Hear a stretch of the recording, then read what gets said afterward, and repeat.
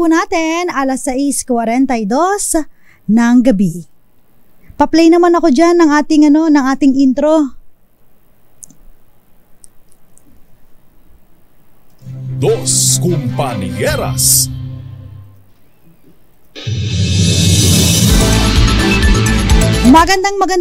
Magandang gabi po, Luzon, Visayas, and Mindanao. Welcome po sa programang Dos Compañeras, kung saan makakasama niyo po muna ako. Ako po si Attorney Cam, sa ngalan po ng aking partner na si Attorney Rina Seco. Tuloy-tuloy sa pagbabalita, tuloy-tuloy sa serbisyo, sama-sama tayo Pilipino. Ayan, meron tayo ngayong makakasama sa ating programa at walang iba kundi si Attorney Love. Ayan, Attorney Lizelle Anunuevo Banag. Magandang gabi sa iyo, Panyera. Ayan, you can use your mic. Ayan, pa-assist nga ako sa kanya. Pa-on nga yung kanyang mic. Etong Panyera ko na to ay isa sa mga naging kaklase ko po nung law school sa May Arellano. At isa to sa mga magagaling naming classmate tsaka estudyante, kaya naman gines natin ngayon. Pag-uusapan po natin ngayon, may kinalaman po sa usaping pamilya. Ayan, magandang gabi sa iyo, Panyera. Magandang gabi sa iyo, Attorney Cam, and sa mga tagapakinig. Ayan, at syempre yung expertise natin pagdating po sa larangan po ng mga conflict, yung mga issue pagdating sa pamilya. Pag pamilya kasi pinag-uusapan, maraming mga problema. Andyan na yung mga usapang hiwalayan, usapang syempre kustodiya ng mga anak, ganun din no, usapang ari-arian, at marami bang iba. Pero ang focus natin ngayon ay may kinalaman po no, sa usapang hiwalayan. Alam mo naman, sabi nga nila, hashtag walang forever. Naniniwala ka ba doon? Naniniwala pa naman. Kasi yung mga iba, very happy naman together with their family. Yung iba naman po ay, hindi nagiging maganda kung kaya't ang iba ay nag-result into filing a petition for either declaration of nullity of marriage o kaya naman po petition for annulment. At yan yung pag-uusapan natin ngayon. By the way, ang ating pong topic ngayon, kung nagkaroon po ng decree of annulment, pwede bang kasuhan ng asawa ng adultery or concubinage? When we talk about adultery or concubinange, Panyera, di ba ito yung pangangalunya? Tama ka dyan. Yung mga nangangalunya dyan, ano masasabi mo sa mga nakikinig ngayon na mga listeners natin, mga viewers natin, pag-usaping pamilya? Kasi pareho po kami, meron kaming mga pamilya na. Ayan. Sana kinukonsider din natin yung feelings, hindi lang ng ating asawa, kundi ng ating mga anak at yung mga naapektuhan sa ginagawang pangangalunya. Yes. Ayan. Siyempre, no, pag ikaw ay affected ng ganitong sitwasyon, ikaw ay nagkaroon ng, alam mo na, mga babae kasi mayroon tinatawag na TH, tamang hinala. Ayan. Tamang hinala, at ito na, na-prove na si asawa pala ay nagkaroon ng third party. Ayaw naman tawagin na kabet, for better term is kalaguyo. Ayan. Ayaw din namin yung kerida. Ayaw, medyo mga harsh term yan So pinag-uusapan namin kalaguyo or paramore. No? Yung sa amin, paramore is okay, no?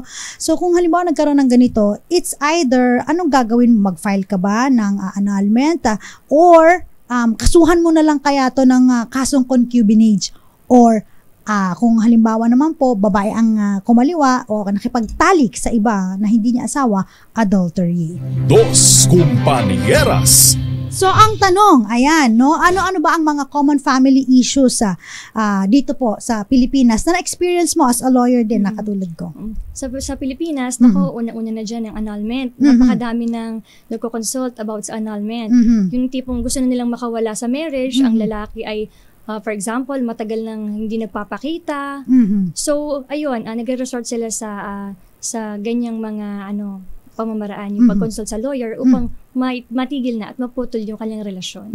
And then, kung halimbawa, kung hindi man annulment, is there a time na may nag-consult din sa'yo regarding doon naman sa kustodiya? Di ba maraming ganyan? Oo. Minsan kasi hindi nila kayang i-pursue ang annulment case. So, minsan nag-consult na lang sila paano ba yung kustodiya ng bata. Kasi nga, kailangan, hindi lang basta kustodiya, kundi yung child support na napapabayaan na ng kanilang ng asawang tawag dito, asawa na pinabayaan na sila. Ayun. Yun. Number 1 din yun, no? Pag sinabing support, no? Magkano ba dapat? Attorney, magkano ba yung dapat na ibigay sa akin ng asawa ko na nag-abandon na o kaya pinabayaan kami? Oo, syempre depende yan sa financial capacity ng tao, ano? Hindi naman pwedeng basta magbigay ang court ng amount na hindi kaya namang tuparin nung lalaki or noong asawa na hinihinga ng support. Kasi pag sinabi mo, ay, ganito po yung sahod niyan eh.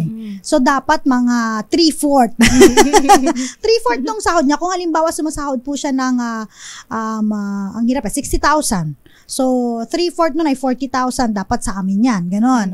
For a better, division. Kasi nung pinamadali i-divide. Pero sa totoong buhay, hindi naman po umaabot ng ganun kalaki. Except na lang kung halimbawa ang tatay ay mataas ang posisyon sa kumpanya. Pero kung halimbawa usual rank and file lang, mura-mura lang ito, 'di ba, no? Hindi pa makabayad sa renta, hindi pa makabayad sa mga bills. Tapos manghihingi ka, magdademand ka ng medyo mas malaki. Tapos dediretso agad ng court o kaya minsan pirmahan sa barangay, no? Dapat ganito yung support mo, ganyan-ganyan. Natigil, nawala ng trabaho.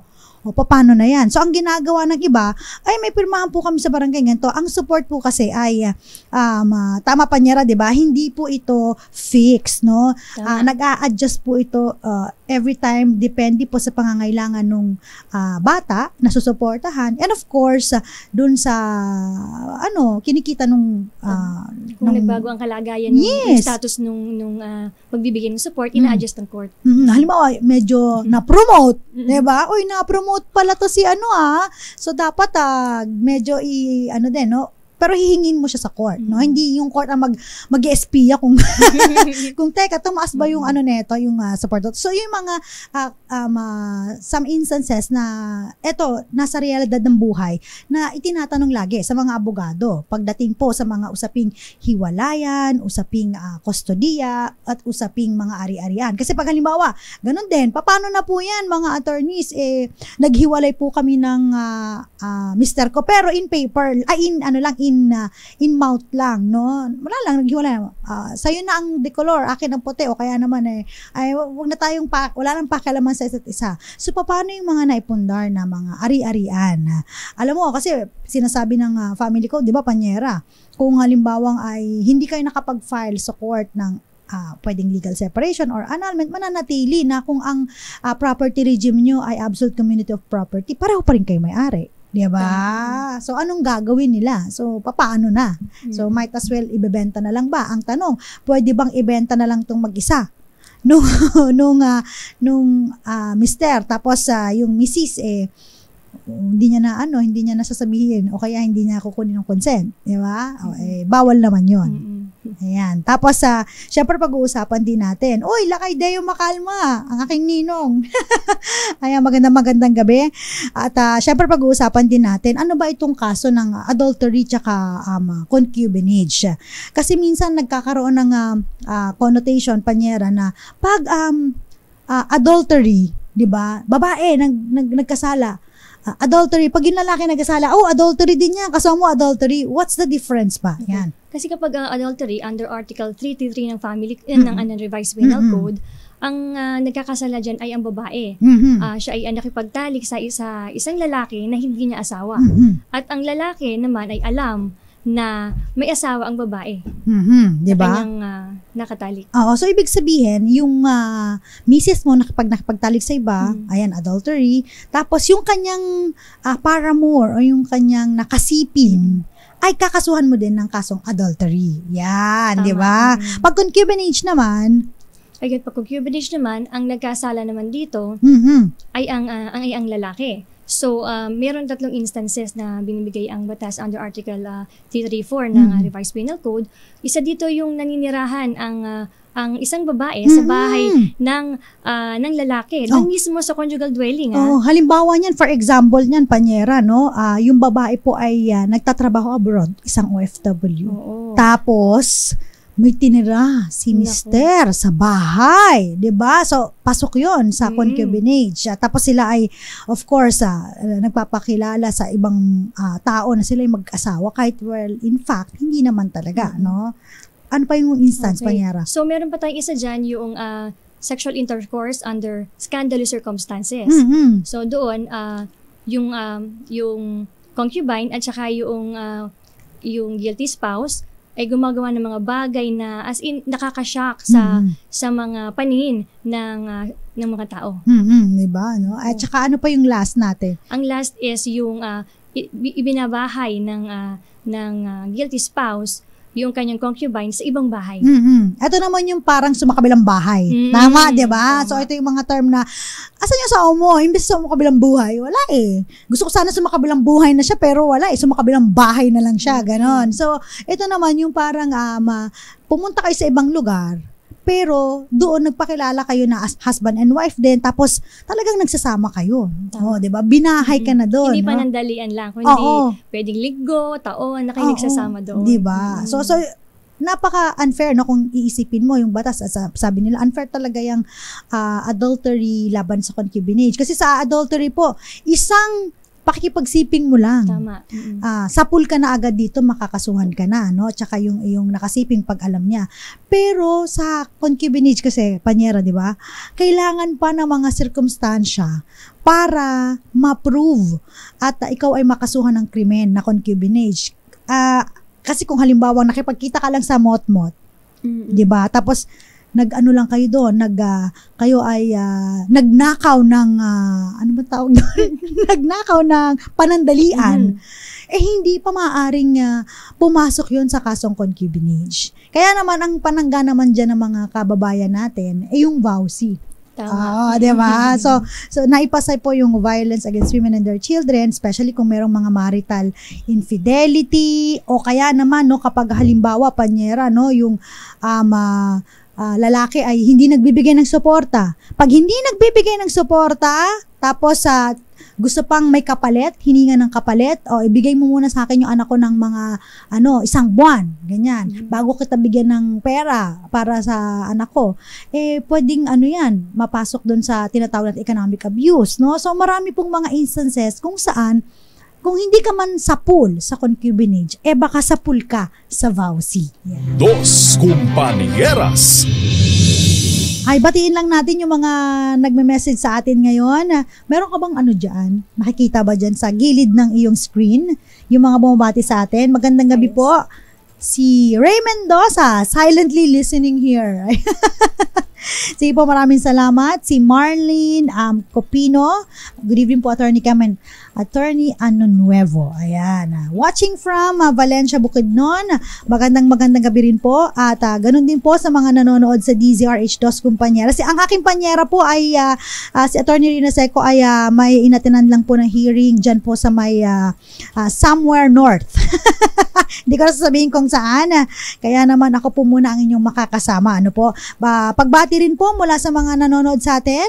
Si Corazon Lejana, Ray War Jake, Gamol, Roxanne Costo, Bilen Rivera, Raul Destacamento, Sandy Tomol, Jason Abulencia, Ronald Tumbaga. Umuulan daw dyan ng mahina dyan sa may ulo ng gapo, sa may Olonga po. Magdala po kayo ng mga payong, ha? Valentino Milena Poncia, ganoon din po si Federico Bagisi. Maraming salamat. Batiin din po natin yung mga nakatutok sa atin sa DZRH News Facebook Live. Magandang gabi po kina Hermenegildo Legaspi Domeng and Archie Valencia. Magandang gabi po Julieta Ursha, Leo Havares ng Puerto Princesa City, Palawan, Victorino Guetana. Ganun din po kay Eduardo Umali.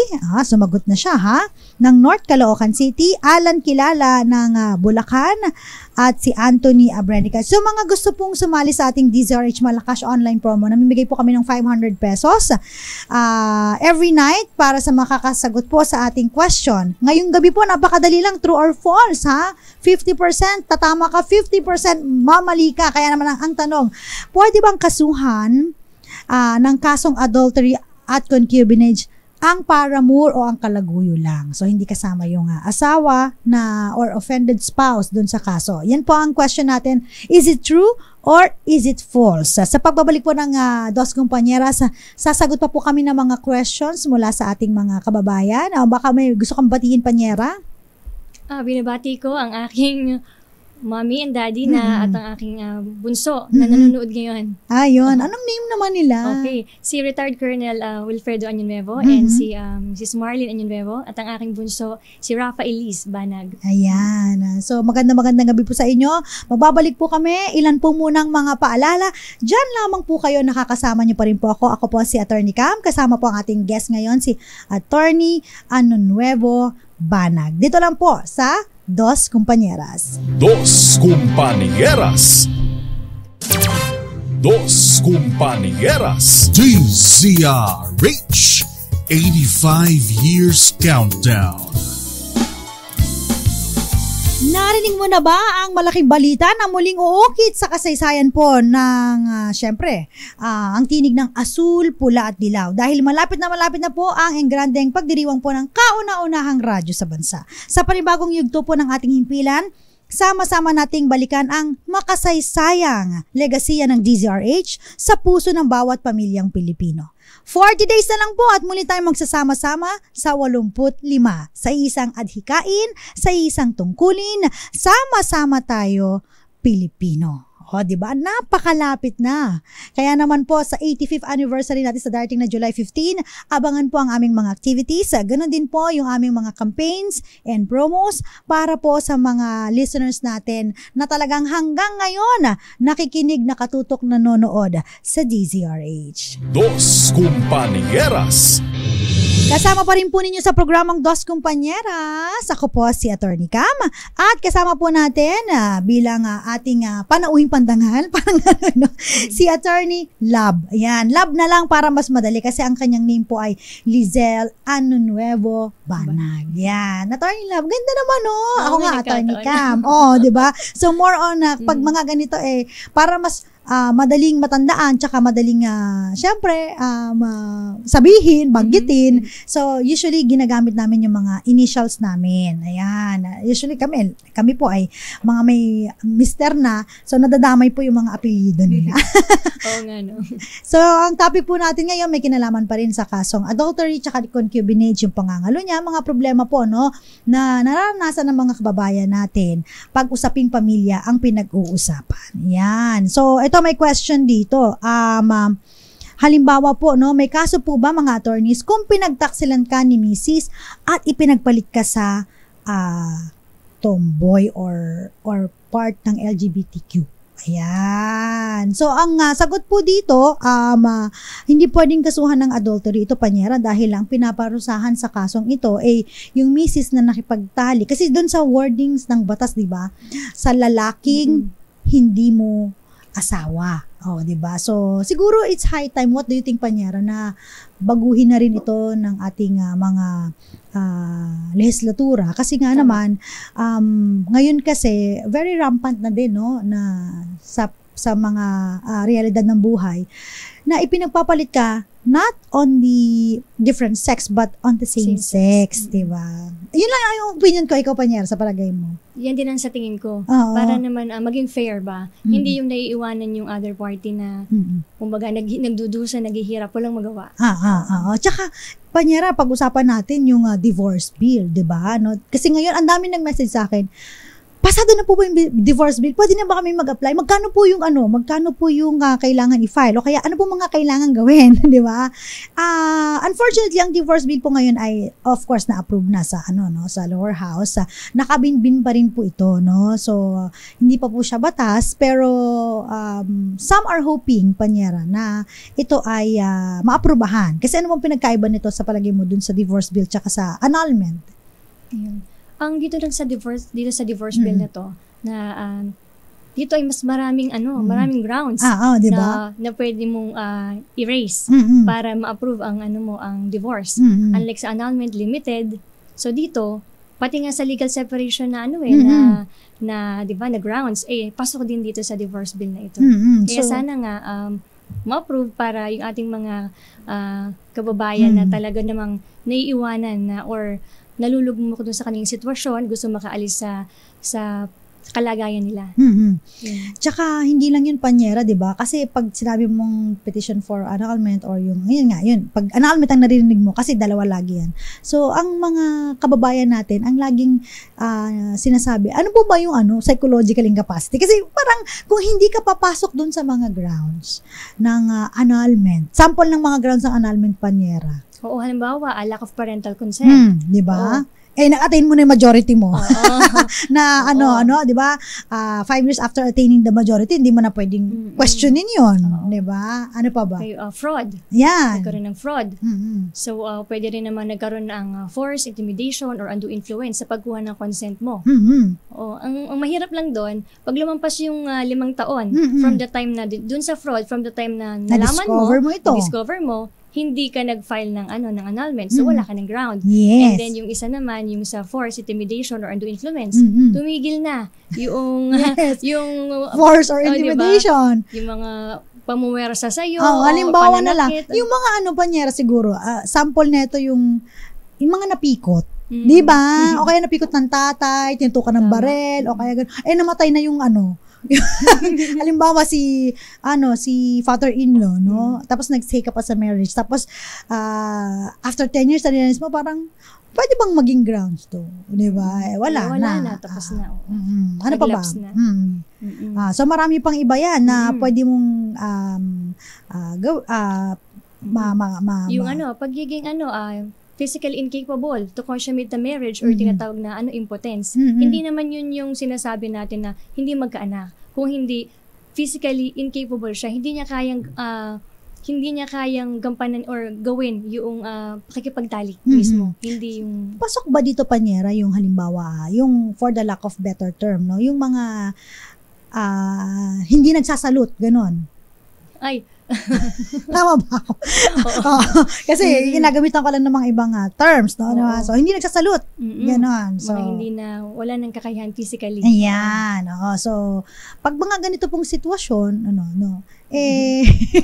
maaari itong maging grounds. Pero kung nonetheless, wala nang mga ganitong grounds, so, laging psychological incapacity. Alam naman natin, sa bar exam, ang hirap yung psychological incapacity na yan. Ang dami-dami ng mga landmark case, di ba, panyera, na nakikita natin at saka lagi natin sinasaulo kapag tayo po ay mag-exam pag psychological incapacity. Kasi marami po mga gumagamit nito na kapag napatunayan na okay, well and good, pero yung iba kasi mahirap patunayan na paano siya paano niya hindi kayang gampanan ang kanyang pagiging asawa dun sa kanyang asawa, 'di ba? So yun po yung pinaka mga mahihirap na patunayan. So yung divorce bill kasi maraming grounds. So kung mas maraming inabandon na ka or 1 year lang, 'di ba? Pwede nang maging grounds, no? Kaso nga lang, meron pa rin mga, of course, very hindi naman conservative na gusto pa rin nilang i-preserve yung sanctity ng marriage. So hati kasi yung opinion dito, kaya naman itong bill na ito, ang tagal na nitong naka-bin-bin, panyera, no? Ang tagal ng galawan niya until such time siguro na I don't think so na gagawin tong urgent, 'di ba, no? So marami pa rin ng mga nag-o-oppose, kanya-kanyang opinion, pero ito naman po ay may kagandahan pagdating sa mga natrap na sa isang relasyon na gusto na nilang kumawala. Kasi aminin man natin sa hindi, pag tayo ay nag-asawa, pag naging mag-asawa na kayo, meron ka palang mga ugali na napapansin mo na hindi ko to nakita nung pa lang kami boyfriend or girlfriend. 'Di ba? Would you agree, 'di ba? Tapos biglang nung kayo nagkaasawa na, lumabas na lang na nananakit pala. Tapos, not only physical abuse, verbal abuse, pati yung nananakit ng kids, yung mga gano'n na hindi mo akalain na hindi mo malalaman nung kayo mag-girlfriend and boyfriend pa lang. Pero may iba naman kasi, no, na iba na, ako ang dami kong kakilala na mga kaibigan natin, na lagi silang protection ng pamilya, ayaw mawala ng magulang, yung mga anak, 'di ba, no? Gusto nila kahit papaano, laging babae yung mga nakakausap ko, titiisin, 'di ba, para baka magbago pa. Ganon. So, at saka yun lang, pag magkano ang tanong. Kasi baka syempre, kung mag-engage ka ng lawyer, pag magpa-file ka ng ganito, medyo meron ding kalakihan, no? Appearance fee pa lang ng panyera ko, magkano na? Magkano na, di ba? So, doon naman sa question, panyera, na doon sa ating topic ngayon, sana ba yun? Yung kung pwede bang kasuhan, kung pwede po bang kasuhan ng adultery o concubinage kung halimbawa ay nakakuha ka na ng decree ng annulment. And the answer is no. Kasi kung once na nakakuha ka na ng decree of annulment, severe na yung ties ninyo eh, 'di ba? So lalo na kapag 'di ba, mag-aasawa ka ng iba kasi may ganun yung iba eh, nakasecure ng annulment tapos nung naghanap ng iba, biglang kakasuhan. So, hindi wala na. ng ground. Oo, di ba? So, bakit? No? Especially, kung siya man ay magpagtalik, hindi naman na kayo, hindi na kayo mag-asawa. So yun naman yung mga ganun. Tsaka dun sa napakadaling question natin na, is it true or false? Marami kasi sa atin, may nagko-question. Attorney, gusto ko pong kasuhan yung kalaguyo ng asawa ko. Attorney, gusto kong kasuhan yung nang ganyan. Pwede bang kasuhan yan? Nakakalimutan nila. Teka lang, mag-isa lang ba siyang gumawa nun? It takes two to tango. So, kung halimbawang kakasuhan mo ang kalaguyo, kasama din po sa kakasuhan mo ang iyong Mr. o Mrs. Yeah? Tama ba, Panyera? Tama, oo. Hindi magpo-prosper ang case kung isa lang ang fa-filean. Kailangan pareho sila. Yan. Tsaka ito pong mga questions minsan, Panyera. Yung mga iba na nagtatanong na minsan ang mga offended ay yung mga anak. 'Di ba? Siyempre yung nanay nila, nakikita nila parang kinakaya-kaya lang ni tatay, tapos nakikita nila yung tatay, namamarites nila na meron palang binabahay doon sa kabilang barangay. Di ba, no? So, ang mga anak nagtatanong, pwede po bang kami na yung mag-file ng case? Kasi yung tatay namin, gusto namin bigyan ng leksyon eh. Yung tatay namin na matulis, di ba? Ganun yung mga, Gusto namin na na bigyan ng action yung ginagawa niya dahil mali yan, dahil yung nanay namin, di ba? Ganun. Ayaw nang mag-file ng case yung mga offended spouse. Ang tanong, pwede ba yung mga anak? Pwede ba? Di ba? And the answer is no dahil ito po ay private crime kasi. So, kailangan din po ng ang tanging makakapag-file po nito ay yung offended spouse. Kung sino po yung tatay or nanay na naapektuhan nito, sila lang po may karapatan. So, yung mga anak, wala. Pero iba po sa case, no, kapag halimbawa vowsy naman. Kasi any private person pwede kang mag-file kapag halimbawa nakikita mo na naaagrabyado ang isang kapwa mo Pilipino. Dos Compañeras. Ano pa bang mga nakalimutan ko, Panyeran? Baka may gusto ka pang sabihin. Ayan. Eto, kapag nakipagtalik na muli sa nagkasalang asawa, ibig bang sabihin hindi na pwedeng kasuhan? Ayan, ang tawag naman dyan ay pardon. Yes. Oo. So, ayan, kapag ganyan, after na magkaroon ng pagtatalik, saka sila, or pagkatapos mangyari yung mga grounds for concubinage, saka naman sila nagtalik ulit. So, yun na ibig sabihin ay pardon na yun. Hindi na siya, bar na yun sa prosecution. So, ibig sabihin, pinapatawad mo na. Pag ikaw ay nadala sa lambing, ayan. So, parang pinapatawad mo na ang iyong offended, yung spouse na nagkasala, guilty spouse, dun sa kanyang pagkakasala. Diba? Pero dapat lang tandaan nila na dapat magawa yung pardon bago i-file yung case. Okay, hindi yung final na or after. So, ayun. And then, dapat din, pareho ang bigyan ng pardon, hindi lang isang tao. Pwede bang, may mga ganun eh. Hindi, okay ako sa asawa ko, pinapatawad ka sa ako, pero hindi ko mapatawad yung nagsumira ng pamilya namin. Hindi ko mapatawad yung nanirang malanding babaeng yan. May mga ganun pa silang term. O kaya yung haliparot pa, sorry for the term, may mga ganun pa sila, no? Dala ng emosyon, ng galit na sasabi nila.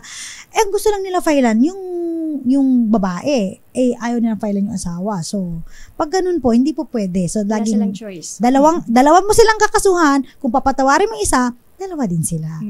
So, ang hirap, no? Ang hirap talaga kapag usaping kasuhan, usaping puso, ang pag-uusapan, usaping pamilya, di ba? So, yung mga may questions pa po sa amin na gustong magtanong, pwede po kayong mag-message sa amin. Again, puntahan nyo lang po ang DZRH Dos Compañeros Facebook page o kaya na po mag-comment kayo sa aming DZRH News Facebook Live or DZRH TV 4K live stream. Ayan, pwede po kayong mag-chat sa aming chat box. Marlene Cupino and Sol Serna Villanueva ng Valencia, Bukidnon. Magandang gabi.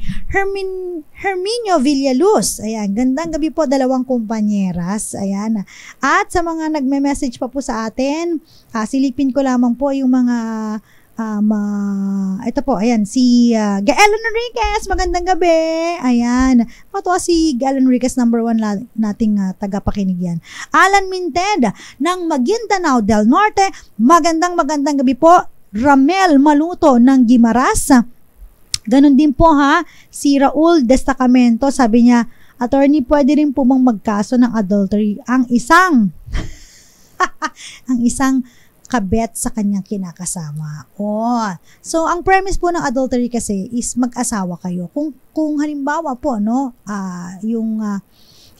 siya po ang third party, hindi siya pwedeng mag-file ng case, no, ng I'm sure adultery sa kanyang kinakasama, no. So ang premise po, kayo ay may legal na asawa at kayo po ay nakiapid, no, especially po yung babae nakipagtalik sa hindi niya kapwa. Hindi niya asawa. So, yun talaga. Kung halimbawa ay ikaw po ay na-in love, o kaya naman sabi nila na-in love, or na-in lust. So, maaari kang makasuhan. So, yun po, pag hindi kayo kasal, so hindi mo pwedeng gamiting case itong adultery or concubinage. Meron pa pang mensahe. Saan pala yung law office, Panyera? Sa Santa Cruz, Laguna. Santa Cruz, Laguna. Batiin mo na yung mga friendship natin dyan sa may Santa Cruz, Laguna. Hello dyan sa Municipal Treasurer's Office ng Santa Cruz. Hello po sa inyo, Lloyd de Sacramento ng Santa Rosa, Laguna. Ayan, hello, magandang gabi po. At saka, yung assistant mo. Oo. Hello kay MC, sana okay ka dyan. At saka batiin din natin, magkakaroon po kami ng Juris Doctor conferment sa Arellano University School of Law tomorrow sa Manila Hotel. So, lahat ng mga gumraduate noong tagal pa, no? 19 kopong-kopong pa, di ba? So, kami po ay magkikita-kita tomorrow. Ayan, for our conferment. Ayan. And congratulations of course din sa mga kasamahan natin sa legal profession. Ayan. Kasi kami po, yung mga iba, nakita namin, may mga nauna ng mga schools na nagbigay ng JD conferment, di ba, Panyera? So, this time around, ang Arellano University School of Law, tomorrow naman po ang aming conferment. Yan. Compañeras. Magbabalik po ang Dos Compañeras. Ilan po munang mga paalala. Diyan lamang po kayo. Again po, nakakasama pa rin po. Ako po si Attorney Cam at ang aming guest ngayon, Attorney Lizelle Nuevo Banag. In short, Attorney Love. Yan. Oras po natin, alas 7:20 ng gabi. This time check is brought to you by ACS Manufacturing. Magandang gabi! Nakatuto pa rin po kayo sa programang Dos Compañeras at kasama pa rin po ako po si Attorney Cam, Attorney Cherry Ladami Molina. Kasama po ang aking guest na si Attorney Love Lizelle Nuevo Banag. Ayan, Panyera, meron pang questions dito, no?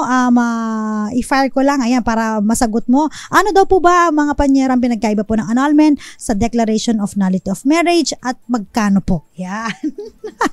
Pa-on nga yung mic mo. Ayan. Ayan. Oo. Pag sinabi nating Declaration of Nullity, dito ay ang kasal ay void mula pa lang sa simula. Yes. Okay? Pag sinabi naman nating annulment, yung merong kasal and ito ay valid. Ito lamang ay mapapawalang visa base sa deklarasyon ng korte. Yes, yun. Yun naman po yung pinagkaiba doon, no? Tsaka yung mga effects niya na later on pag-uusapan din natin sa mga susunod na episodes. Tsaka yung question dito, no? Ano po ba ang epekto ng legal separation tsaka annulment? Yan.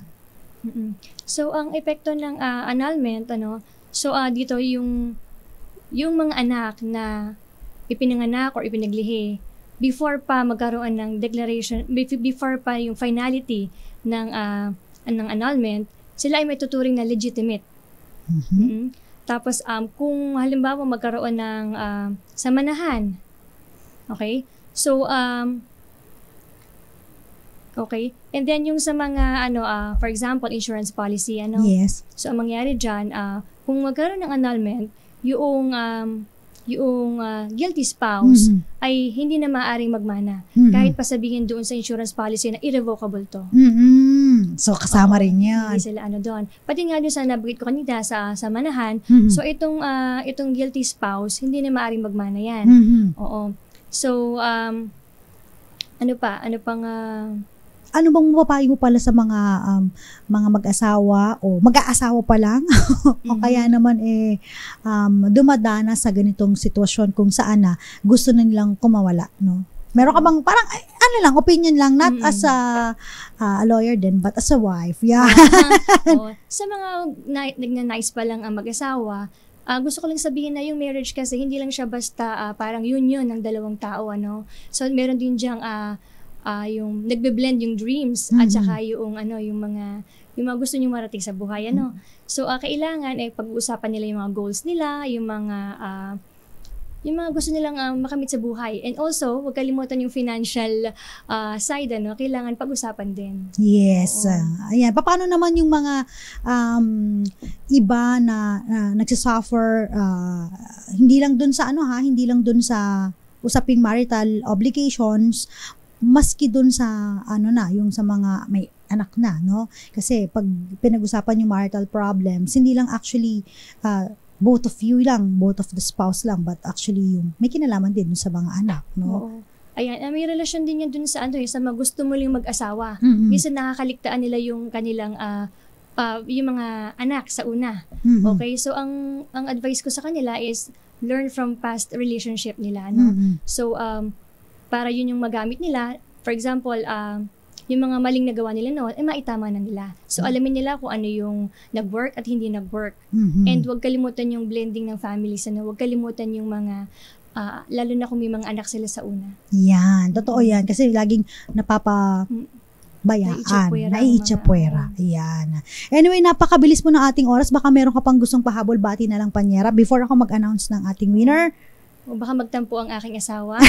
Hello kay Mr. Rafael Banag. Hello sa'yo. Tomorrow, baka magkita tayo. Kasi magkikita tayo sa may JD Conferment. Pero sa ating question sa Malakash online promo, Ito na ang DZRH Mas Malakash promo online. Sagutin lamang ang tanong ng ating announcer sa live Facebook page ng DZRH at instant meron kang 500 pesos na premyo. Ready? Makinig mabuti? Ito na! Sa tanong na true or false, pwede bang ang kasuhan lang sa kasong adultery at concubinage ay ang kalaguyo? Ang sagot po ay false. Congratulations po sa ating winner. Ayan, nag-message po sa ating DZRH Dos Compañeras Facebook page, Grace Kaliwan. Congratulations. Nanalo ka ng 500 pesos. Abangan po ang iyong premyo. Ayan, nagsend siya ng GCash. Thank you so much. Tomorrow po, abangan po ninyo si Attorney Rina Seco. Siya naman po makakasama ninyo. Para sa programang Dos Compañeras, may pahabol na greetings lang po muna ako sa mga nanonood sa atin. Maraming salamat po sa palagiang sumusubaybay. Yung mga nagko-comment sa atin, yung mga hindi ko nabati, pasensya na po Si Romel Sulit del Mundo, pa-shoutout daw, Attorney. Kilala mo ba ito si Romel? Ganon din po kina ito pa yung mga pabate kay Nanay Jovita and Papa Will, magandang gabi po sa inyo. At ganon din po kay Ate Che dyan sa may Marcos, Ilocos Norte. Thank you so much sa pagtutok at muli po magkakasama, magkakarinigan at tayo po ay magkakakitaan sa pamamagitan ng ating mga digital platforms, sa mga social media platforms ng DZRH. Ako po ang nakasama ninyo. Ako po si Attorney Cam at ang aking Ako naman partner. si Attorney Lab, Lizel Anyunueva Banag. Maraming salamat. Susunod na po ang programang Lunas at Lunas Extension. Kaya naman po tuloy-tuloy lang po sa pakikinig at tuloy-tuloy sa serbisyo. Sama-sama tayo, Pilipino. Oras po natin, alas 7:31 ng gabi. Dos Compañeras.